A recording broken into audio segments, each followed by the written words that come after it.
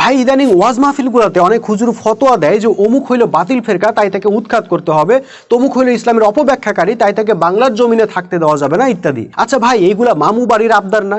তুমি যদি মনে করো কেউ ইসলামের ভুল ব্যাখ্যা দিতেছে, তাহলে তুমি সঠিক ব্যাখ্যাটা বলে দাও। কিন্তু তুমি তো মাস্তানি করতে পারো না, তুমি কাউকে তার বাড়িঘর থেকে উৎখাত করতে পারো না, কাউকে তার মানবাধিকার থেকে বঞ্চিত করতে পারো না, তাই না? সবচেয়ে বড় কথা হইলো, তুমি নিজে যে বাতিল ফেরকা নও তার গ্যারান্টি কি? তুমি যাকে বাতিল ফেরকা বলতেছো তার দৃষ্টিতে হয়তো তুমিই বাতিল ফেরকা, তুমি যে ব্যাখ্যা দিতেছো হয়তো সেটাই অপব্যাখ্যা। এজন্যই বলি, সবাই যার যার মতো বক্তব্য উপস্থাপন করুক, সবাই সভা সমাবেশ করুক, জনগণ সবার কথাই শুনুক, তারপর কে হক কে বাতিল সেটা জনগণই বিচার বিবেচনা করুক। ভাই, জনগণকে এত মদন মনে করেন কেন?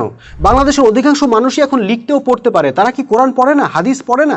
আমি যদি এমন কোনো মতবাদ চালু করে দেই যেটা কোরআনের আয়াতের বিরুদ্ধে যায়, হাদিসের বিরুদ্ধে যায়, তাহলে তো মানুষ এমনিতেই সেটা প্রত্যাখ্যান করবে। এটা নিয়ে তো এত পেরেশান হওয়ার দরকার নাই।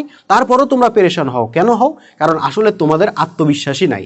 আদর্শিকভাবে তোমরা এতটাই দেউলিয়া যেমনটা আবু জাহেলরা ছিল। তাই আবু জাহেল যেভাবে তার অনুসারীদেরকে রাসূলের কথা শুনতে দিত না, তোমরাও সেই রাস্তাতেই আগাইতেছো। তোমাদের কথার বাইরে অন্য কারো কথা, অন্য কারো যুক্তি, অন্য কারো ব্যাখ্যা তোমরা শুনতেই দিবা না।